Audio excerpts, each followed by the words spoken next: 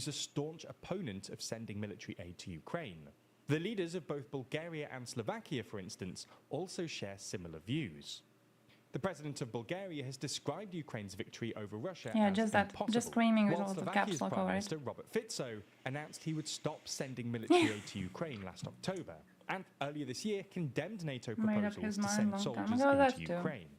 These other countries might also declare themselves non-participating members vis-à-vis Ukraine, creating de facto two levels of NATO membership between participating and non-participating countries, and undermining unity within the alliance.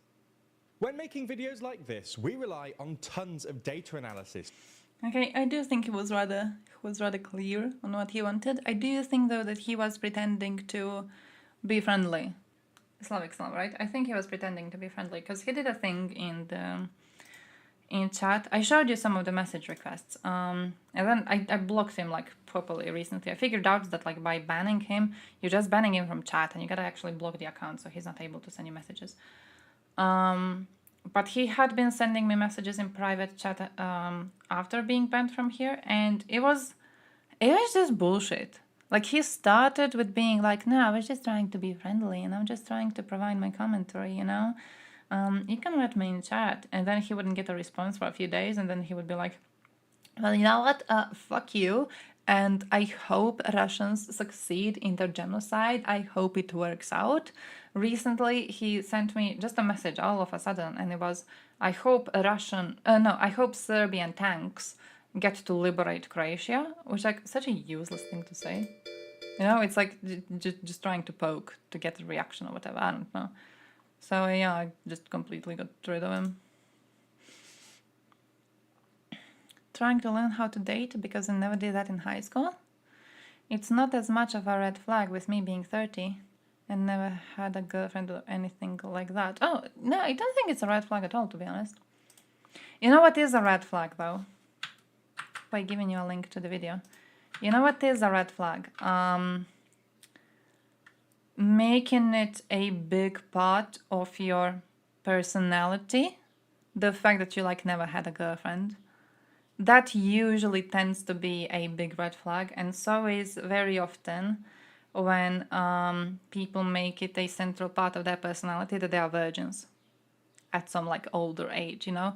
It tends to be a red flag if it's mentioned without appropriate context, because a lot of people will mention it in a way to try and invoke pity. So that's a problem. Yeah, like a vegan, basically. Yeah. Like, vegans are chill. But, like, if you make it a big part of your personality, it's a cringe thing, right? But when it comes to never having a relationship or whatever, if it's mentioned too soon without appropriate context, like you gotta know where the conversation is going. If you're talking about past relationships, past experiences, of course it's absolutely fine to mention it. If it's mentioned too soon, usually it's a red flag because it's trying to invoke pity. It's like, oh, now you feel bad for me, so now you have to be with me. And usually, especially if you're like in your 30s, I assume you're going to be trying to date women around the same age. Mature people figure out red flags like that rather quickly. So, you know, it's the best to be chill about it, really. It's not a problem at all. He wasn't about genocide a year ago, now he is. I think he just tried to say it in ways that wouldn't get him banned, to be honest. That's how I understood it. I think he was just trying to figure out rather neutral ways to be giving support to Russia regardless. Communist, okay, yeah, of course, communism is a big red flag. If you didn't socialize romantically to about 25 normally, you're much harder to do it later. I do agree with that. And I think it's because it's much harder to create new friendships after the time that you were kind of pushed to be surrounded by people of your age. So, for example, high school, for many people, was the last time, or if you went to college, it was that. It's the last time where you are actually pushed into situations with a bunch of people of your age that you should be forming social connections with. And it's basically a cheat code to building friendships, you know? you're in this situation, there's a bunch of people your age also in this situation, you're seeing them on a daily basis, make some friends, right? And if you miss out on that opportunity, if you exit high school, if you exit university without any friends, it's hard to do it later. Because then what do you have? You have like workforce, and that's that. And if you don't have anyone at your workplace that's really a person of your age or a person that wants to interact with you, you're having a hard time. Of course, there's still ways. You're not hopeless. There's always ways to join some local groups and something. There's always ways to engage in hobbies. There's always ways to put yourself out there to meet new people. And I do think it's the best way to find a romantic relationship too, right? You shouldn't be seeking out a girlfriend, boyfriend. You should be seeking out a healthy social circle. And then there you will meet people that you might be interested in. But just going out to seek boyfriend, girlfriend is going to create a rather messed up situation. Like you could go to blind dates and shit like that, but let's be real, how successful is that? So yeah, I do think the best thing you could do is just to expand your social circle as much as possible, which is harder to do if you are 25 and friendless. But you should expand your social circle and then you just pick up on that. How to date when you broke your relationship, late 40s? Yeah, I have an aunt. Right now she's 50 something, 56 I think. And her husband, he was way older than she is. And he died recently. And now, you know, she's not trying to date, but also she wouldn't mind having new friends because she didn't have friends. She had family and she had him, and it was enough. They had kids together and everything, so, you know, they were always busy. And now she's alone and she wants to have friends, and it's really hard for her, not just like in a romantic way to find someone. It's been a while since he passed, you know. But just to find someone to be hanging out with, it's really, really hard because, like, what do you do at that age? What do you do? And she did look into local book reading clubs and stuff like that. I did recommend her to get into some of them. So, you know, we'll see if it works out. But yeah, it's really, really hard. It's genuinely really hard to get into that situations. And when you do join some of these groups, you find it's a lot of younger people partaking in them. It's not people your own age. So then, you know, you just have to try and figure out where the old people go. And a lot of them are with families. So a lot of them don't go anywhere. Worked as soon as I could. And then I ended working 2 to 3 jobs just to have some money left over. Oh, shit. Oh, man, that is sad. Oh, that is just having to work 2 to 3 jobs. That is strong. That is strong, but also very sad that you were put in that situation. Hard to find a person of your age and the generosity level when you're not young. That too. That too. Actually did not develop needed social skill when brain was more growing, and now you're less good in these types of communication. Yeah. I do think you can learn, though. I do genuinely think you can learn, as long as you're open to learning. I think learning social cues really isn't that much of a complex thing. It's one of those. You know what that reminds me of? You know what that conversation reminds me of? You know how there's an online meme about men being so stupid that they can't find a clitoris? That's the way I see the conversation about social cues, all right? We pretend it's hard. It's not hard at all. That shit is not hard at all. We just like to pretend it's hard at all. I don't know. Do we like acting stupid to kind of create an excuse for us to be unable to find a date? Is that what we're doing? Are we unwilling to put in the little bit of effort? Could be that. But genuinely, as long as you put yourself out there, so you can't stay inside of the house. But if you put yourself out there, you will figure out that it's rather easy to learn social cues, and it's rather easy to recognize when a person genuinely enjoys being in your space and when a person just finds you boring as fuck or annoying. That's easy. It's easy to know when a girl from across the bar wants to communicate with you. Nothing here is too complex, right? But you gotta go out there, you gotta go into bars, you gotta go into social spaces, you gotta speak to people, and you gotta figure out little by little how this goes. It's genuinely not hard. I think we just love to say that it is. And I think it discourages a lot of people from even trying. Speed dating.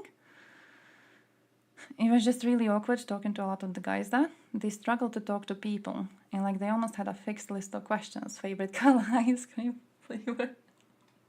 Because it's hard to do speed dating. It's hard to do not just speed dating, online dating. It's hard as fuck. Because like, what are you going to get? It's weird to impose your idea of a perfect partner onto someone, but also you're meeting specifically for dating. So the only useful questions you could ask would be questions that would try to figure out if they fit your idea of a perfect partner, right? Let me just play this so you can have this dude in the background. Wrong. In the section related to postal Like you go to voting, speed dating, right? Germany's You know what federal sort of a girl you election want. code explicitly states You know that you postal want. votes have holes in You them know with you want corners a cut big off to family, for accommodate example, visually right? impaired That's people. it. They use It's not braille like you're overlays when outside casting meeting their with vote, friends, meeting and the with a holes large group of enable them to friends, correctly and now you're line all up the sharing overlay your with the little ballot. wants and However, ideas, it's and you're worth having noting that casual conversations alterations with to a any lot of them, official ID and you used can for be like, voting, oh, this such girl as mentioned she wants to passports or have 50 ID kids. cards, I can also render them happen to invalid. want 50 This kids. includes Wow, the corners maybe being cut we off. should meet up a And this is little why bit you might later, receive and your old maybe I can passport figure out back if she's with a cool. missing corner You don't when do that applying in for a online new one. dating. You're Make given sure a you're up girl, to speed with how you right? can vote She's in there, your country, her profile as is the there, EU and UK you know what she elections draw physically ever looks like. closer, You as don't know well if as she other wants 50 elections across kids or Europe. if she For hates more children. investigations and fact So the checks, only head over useful to thing our to ask website, would be, hey, euronews.com. have you ever thought about having 50 kids? But you can't ask that because it's weird. So you have to ask some stupid questions first to like break the ice, and then you ask the favorite color bullshit. Or like, what's your favorite date? What's your best idea of a date? What music do you listen to? Worst even, do you like music? I hate do you like music question. But that's what you get in those things, you know? It's like questions meant to break the ice. And then you hope she's going to be like, oh yeah, I like music that is sung by a choir of children because I hope to one day give birth to enough children so I can make my own choir. And then you can be like, yeah, nice, we fit. We actually fit. But it's hard to reach that situation.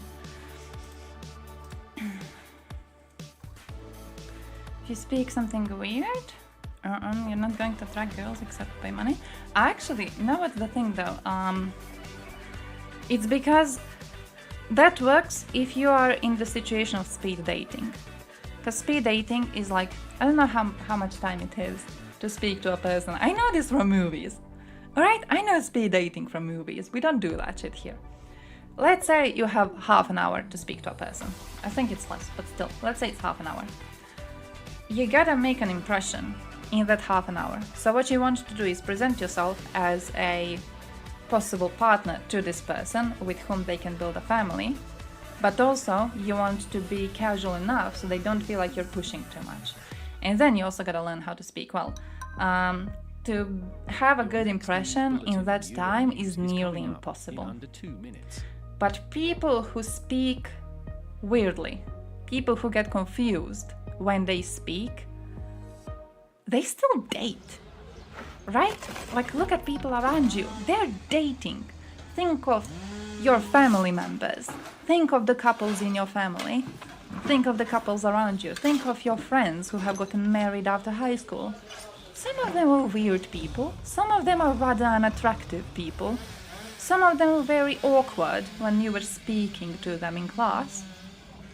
They're finding dates. They're getting married. They're having kids. Because speed dating and online dating is not a representation of actual real-life dating. People who fail miserably in speed dating and, you know, online apps and shit like that are not people who are necessarily going to fail in real life. You build different types of connections. IKEA? Watching shitters and buying these cheap market hot dogs. Yeah, that works. Oh, that would work. That would be really fun, actually. And it's like a whole day activity. And it's good because you can pay attention to IKEA shit. So if your date is awkward, you can always be like, well, look at this bed. What do you think about this cool-ass looking bed? And then you can have a conversation about that instead of their awkward little approach to whatever else. You get 5 minutes? Oh, that's enough to be like, hey, I'm this. Oh, you're that. Nice. How many kids do you want to have? So for me to find someone who is also child-free, I have to do dating apps. People put that on the profiles and you can filter them out. But I feel you can also, like, I'm pretty much, I'm not interested in having children. I don't know if I would fully classify myself as child-free, but I'm not interested in having kids. When I think about what I want my life to be in the future, I'm not envisioning children. It's one of those things, like if it happens accidentally, you know, it'll happen, but I'm not going to go for it. And I don't want to chase a big family. It's not something that I want. And I did find that it's a conversation that is rather important to have in dating, but definitely a possible one to be had in dating, and also definitely one that you will find people willing to have when seeking out someone to date. You know what I mean? I think a lot of people who have strong opinions like that when it comes to the future of their relationship.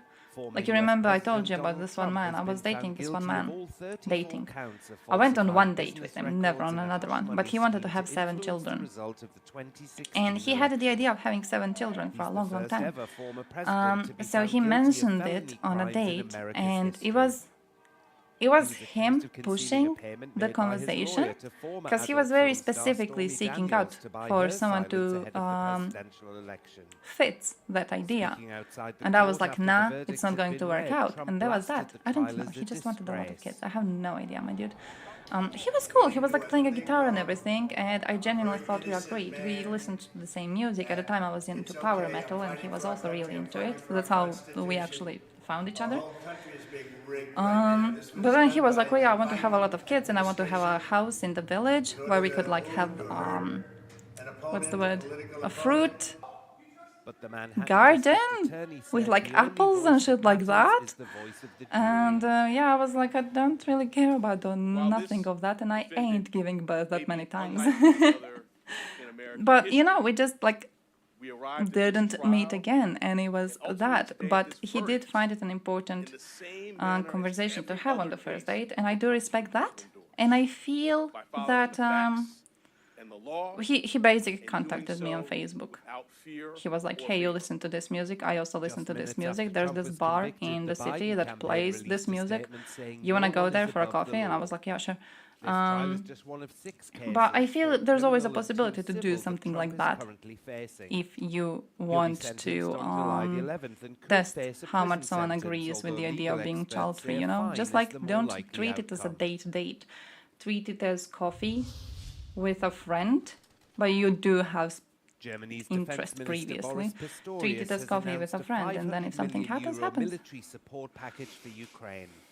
5 minutes though.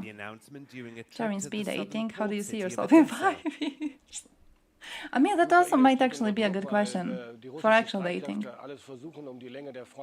Hey, yo, Pistorius. Gelingen ihnen gleichzeitig keine wirklich nennenswerten, großen, vor allen Dingen nachhaltigen Durchbrüche.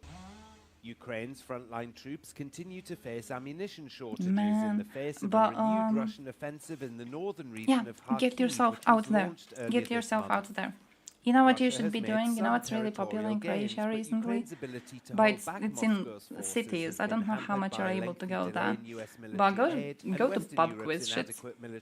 Go to pub quizzes. They have been really, really popular in Croatia recently. Go to fucking pub quizzes to make some friends. Don't even seek out a date. Don't even seek out a date, alright? I know you're a loser nerd. Just go there. Just go there and hang out with people. And it's going to be great for your social confidence.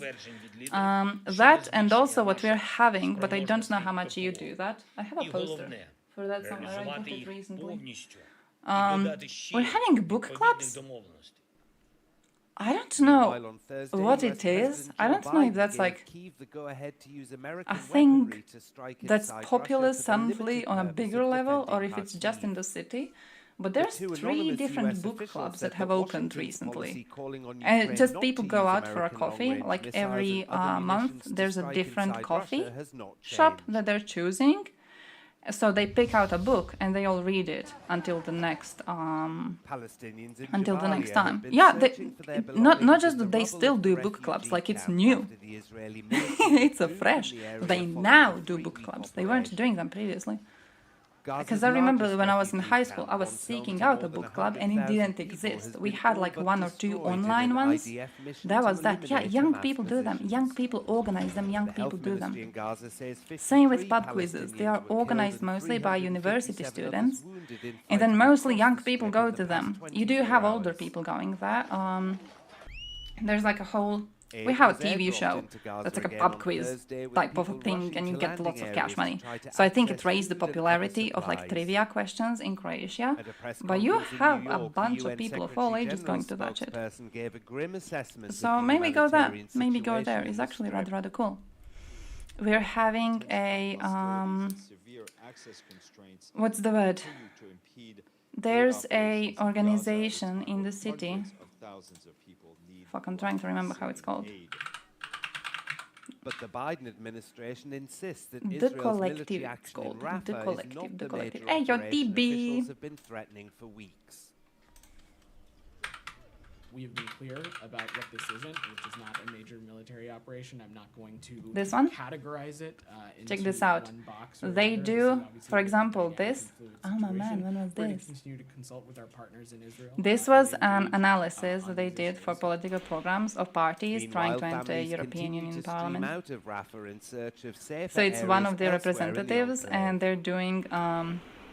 they were doing conversations about what they want to see in the European Union Parliament. But they don't just do that. So, for example, they had one really cool thing that I had. Where the fuck was it? It was really popular. Every, I think Tuesday. I think it's Tuesday, but I'm not sure. First Tuesday in a month or something, they do a meetup of, oh, here it is. They do this, and it's like a meetup of fathers. So it's just like fathers, single fathers, fathers who have families around themselves, men who want to become fathers in the future.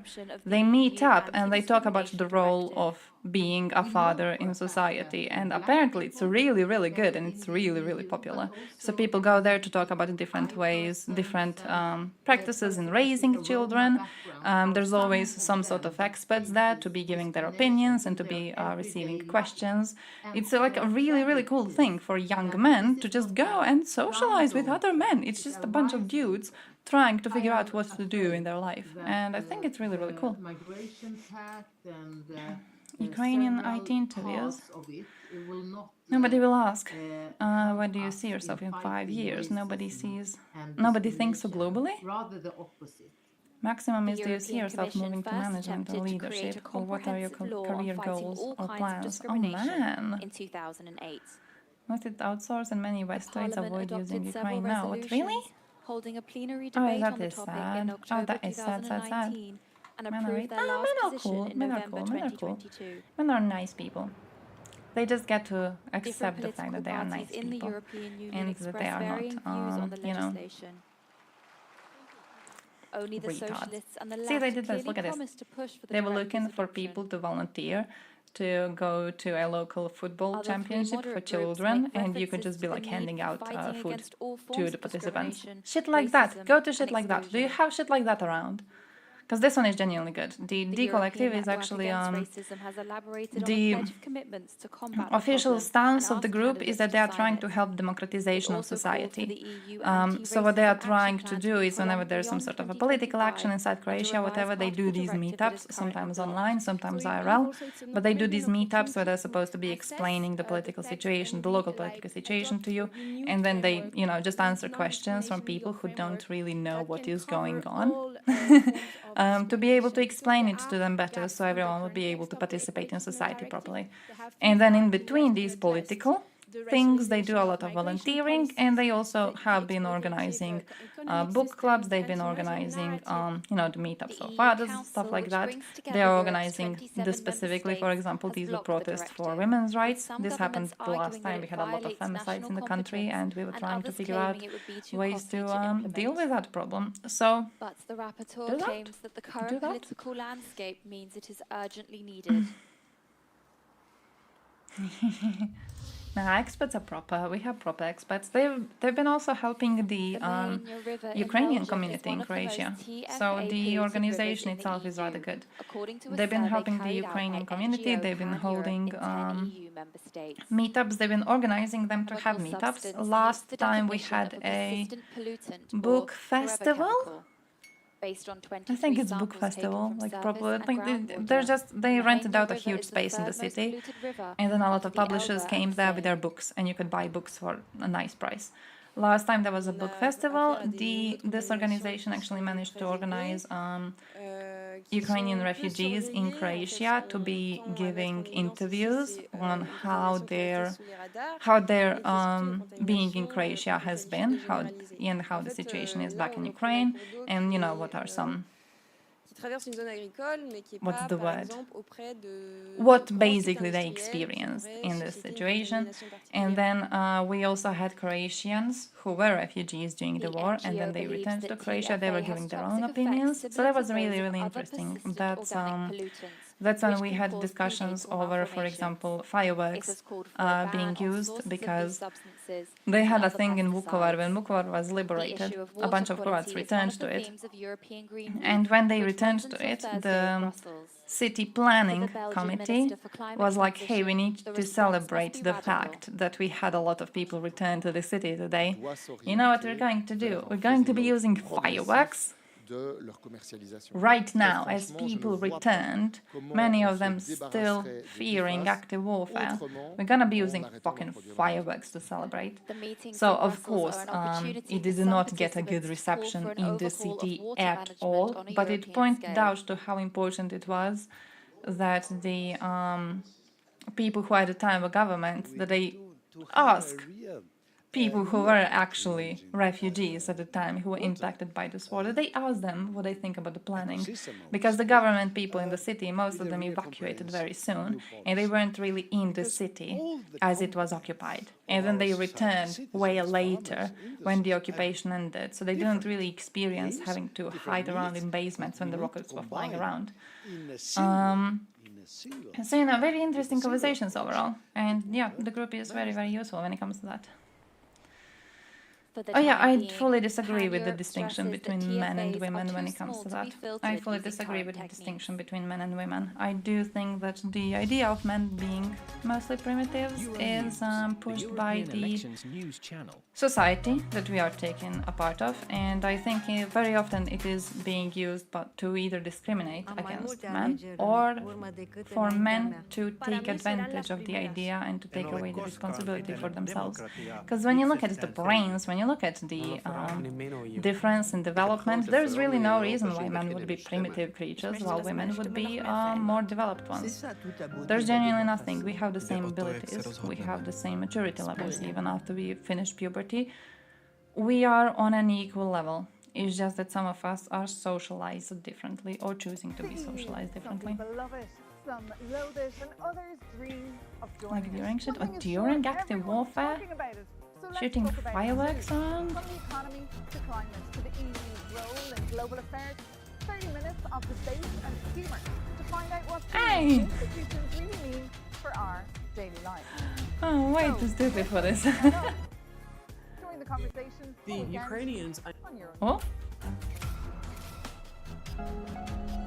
Man, I hate YouTube Shorts. I genuinely hate YouTube Shorts. Initially welcomed the Germans. Why? Because Stalin and friends had imposed the terrible famine of the early 1930s on them, and they couldn't imagine that anything would be worse than that until they met Nazis, who then had them dig their own mass graves. The Ukrainians rethought that whole thing.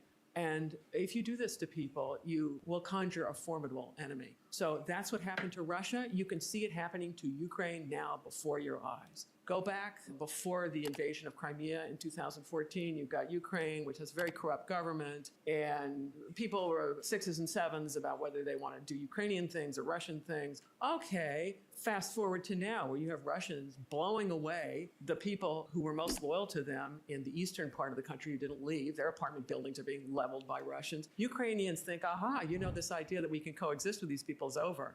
Irony is Putin's forging Ukrainian national identity, and wars often do this. The Ukrainians initially welcomed the Germans. Why? That makes sense. And now it's going. Now it's working. Nah, genuinely, I hate YouTube Shorts.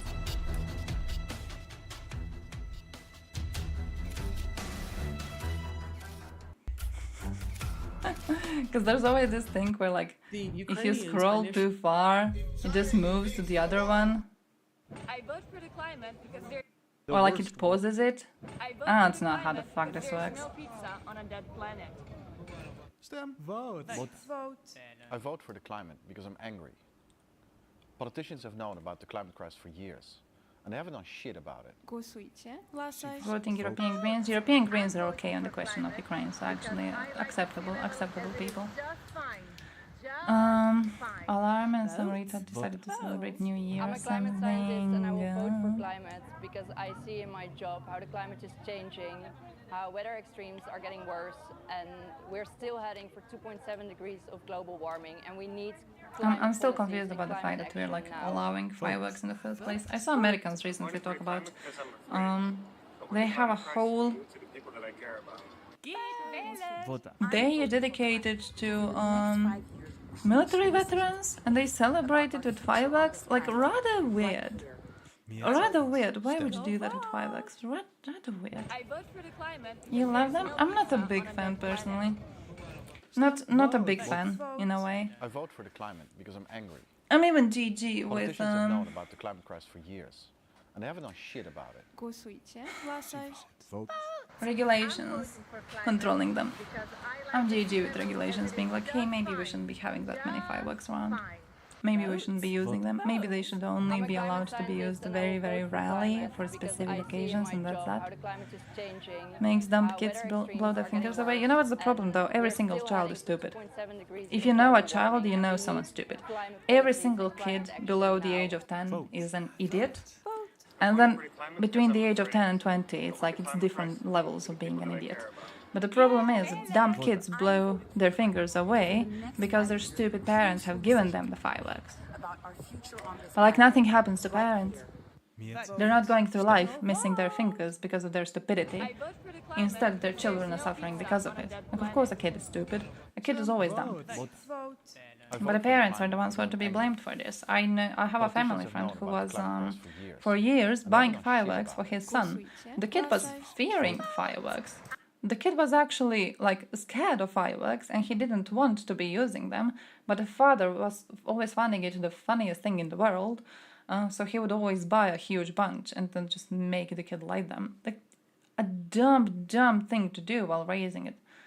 The worst war that you've never heard of happened in Bosnia. And I would personally, I would just ban. Really stuck with me I would ban all of them. On it. It's the 1990s, and there's a full-blown ethnic cleansing happening. Serbian soldiers are marching across Bosnia, kicking people out of their homes, burning their villages, and doing terrible things. The UN and the international community knew this was happening, and they really didn't do much to stop it. And the question is, why? Don't we have the UN for this very reason? Yes, but we have to remember that the UN isn't some, like, special country. The UN is just made up of all the other countries, and all the other countries depending have on how strong the values and fireworks priorities, and so the UN is only as strong as its member nations. And at the yeah, time, kinda. so I thought he would be like, yeah, there was something in 1930s. There was this like one tiny localized war. This led war you never heard about, and then he goes to the breakup of Yugoslavia. To stop horrible things from happening and not doing anything. It's a really powerful lesson for us as we look to other conflicts around the world today. 86K likes. I mean, I guess. Never heard of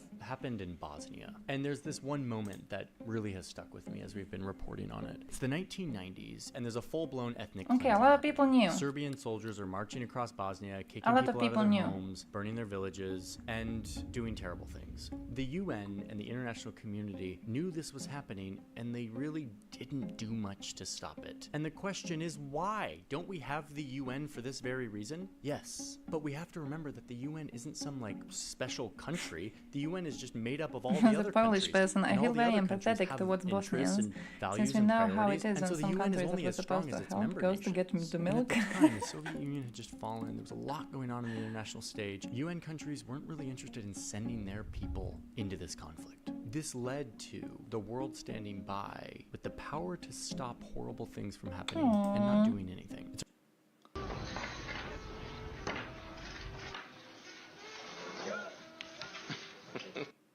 Nazi regime shipped 150 healthy Jewish women to this pharmaceutical company to test its products. Literally, within 6 months, there's letters back to they kill me. The fluff of the cottonwood tree is highly flammable. They fucking kill me. I could be scrolling around these forever. Autocorrections of Europe countries. People ask, do I even care? Do I even fucking care? I need to show you my video on Hungary leaving NATO. And I need to go. No, wait, we saw the end of this. Then we have this one. And then I need to go. I need to be leaving. I need to go to work in 10 minutes. TV. Central and Eastern Europe are catching up. According to the IMF, Slovenia could overtake But Italy's economy on a per capita basis by the 2030s. And many countries could follow soon after. Do they And not it's a count flip that could Croatia in? reshape the politics of the European Union. Since the fall of communism, economic integration with the rest of Europe, inflows of foreign capital, and from the EU budget, as well He as had the hard work Croatia of in the Eastern and thumbnail. Central He had Europeans have Croatia in paid the off. thumbnail, so I wanted With to those see some countries Croatia. I richer don't than want ever him to see before, something it has else. fueled one of the EU's core myths, convergence. It's the idea that the EU's newest member states could catch up with the rest You're of the gonna bloc. watch this? And to a large extent, it's been true. Economies have grown relative to the EU, people are richer compared to the EU average. But convergence hasn't only been about those countries' successes. It's also been down to the rest of Europe's, particularly the South's, stagnation. And it has fueled the narrative of a coming political earthquake with the rise of New Europe as opposed to the rest of the continent. In fact, the previous Polish government was so sure about its economic success that it announced its plan to turn itself into a net contributor, actually paying more into the EU budget than it receives. So I wanted to find out if those countries could keep up their economic performance to catch up, and what they might do with their newfound influence if they manage to overtake Western and Southern Europe. It's a story of both economic potential and success, but also of changing supply chains that will reshape Europe. Croatia is It's the basically story Western of Europe? No. convergence. Westerners earn a Much lot of more Central cash money Eastern than we Europe's do. economic success I can am be pinned offended down by to that its idea. integration with the rest of the EU. Była Even before proszę. joining the European Union, Central and Eastern Europe became an extension of German Inc. It's time for Many us Western firms to be the outsourced their leaders supply chains to the of east foreign the policy of continent, European looking for a Union, cost alright? advantage in I the wish we form were of a Western cheaper Europe, but labor we're not force. earning that Investment much. flooded from the West, leading to a skyrocketing of industrial output and productivity across the region. EU investment over the past 2 decades into infrastructure helped finance highways across the bloc and modernized aging Soviet-era infrastructure. As the rest of Europe stagnated and Central and Eastern Europe grew rapidly, GDPs relative to the EU average grew dramatically in most countries. In Poland and even more impressively in Romania, whose GDP increased from 40% of the EU average to 80% today.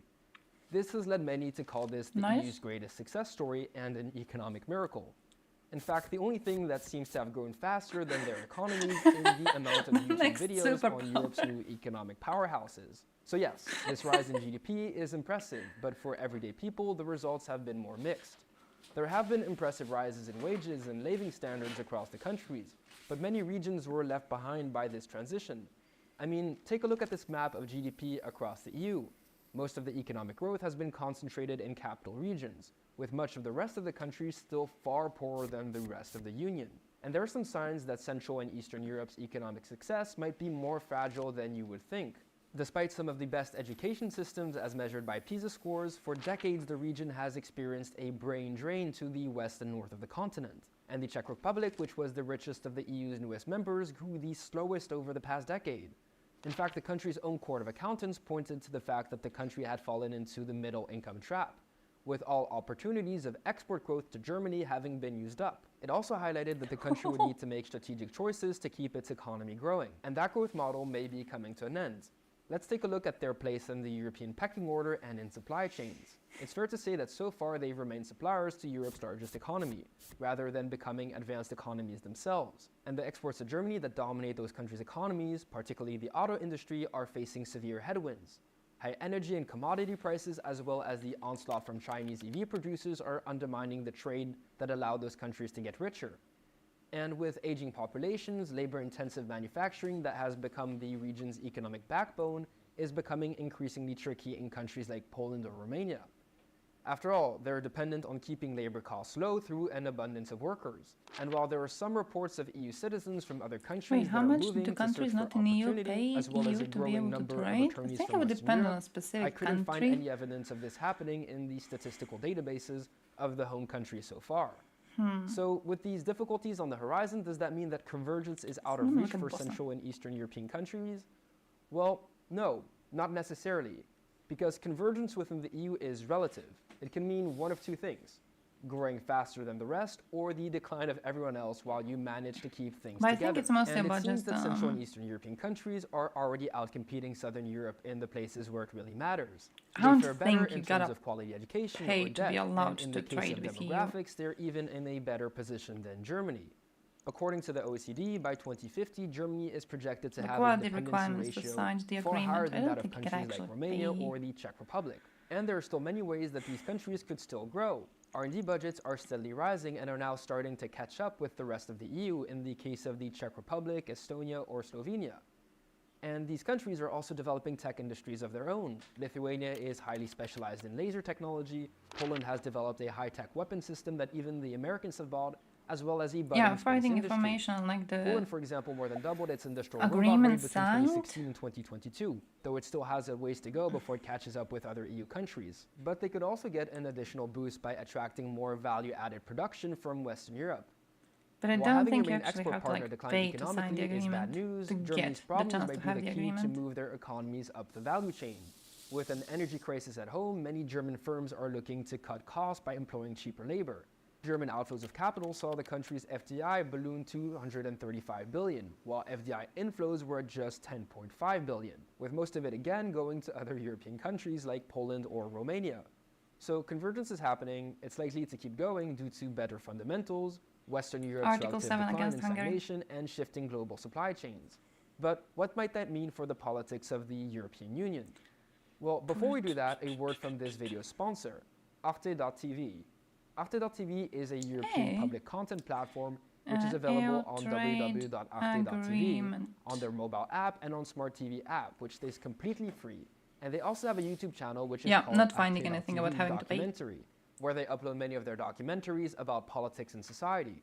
In fact, Arte has a great documentary Orban already about has the 10 process mentions. of EU enlargement, which is what But precedes the listen, economics of listen. convergence, which I talk If we about do in not this have video. Orban So if you and want to know more Hungary about the in topic, the I leave European you the Union, links in the who description. is But going recently, they to also be brought out fighting a against new show on wokeism? European politics, Do you which ever is think called about After that, Europe Slippers? Weekly, with Do you ever great think about explainer that? videos and documentaries like It was Endgame time Europe, actually, which I holy shit. personally found amazing. Sorry, I just assumed So if you're Slippers looking for because more Slippers stories is about shitting on Europe, them. but also about geopolitics and society around the Well, world, mentions is all one the too links will many. be in the description down below. Does he even have? Now I know back to he the has a video. stadium though. I don't know how many Well, let's mentions first he has. have a look at I know he has a economics, stadium, and because you know for what all else I the looked growth, into Central recently? and I looked into his friend.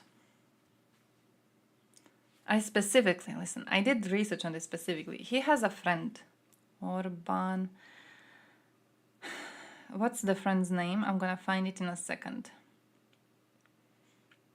Or maybe not in a second, maybe a bit longer, maybe a bit, quite a bit longer. But there's Orban's friend who built a personal fortune out of being Orban's friend and getting a lot of cash money from Orban. That's that. That's the whole thing, right? They're friends. Friend. Not this one.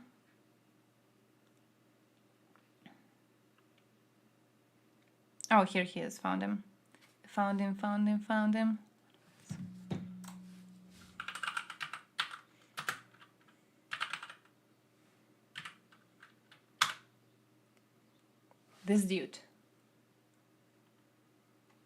This dude, Hungarian businessman, former politician, this dude, third richest person in Hungary.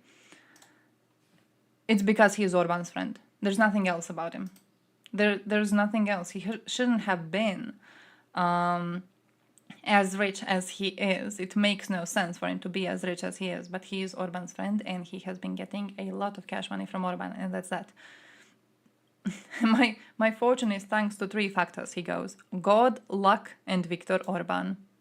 He's not hiding it. Orban is not hiding it. No one is hiding it.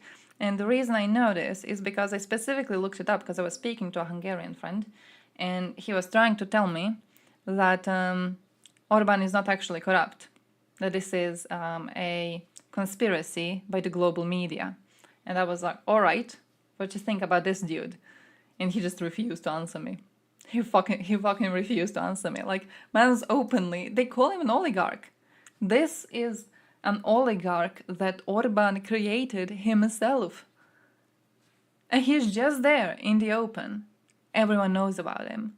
It's not like his existence is secretive or that the way he got money is secretive. Everyone knows. He's just there. That's that. But yeah, so if you need to speak to some Hungarians and to be mocking them, mock them for their own fucking oligarch that they grew themselves. Oh no. Oh damn. NASA. I love how everyone just turns to look at it.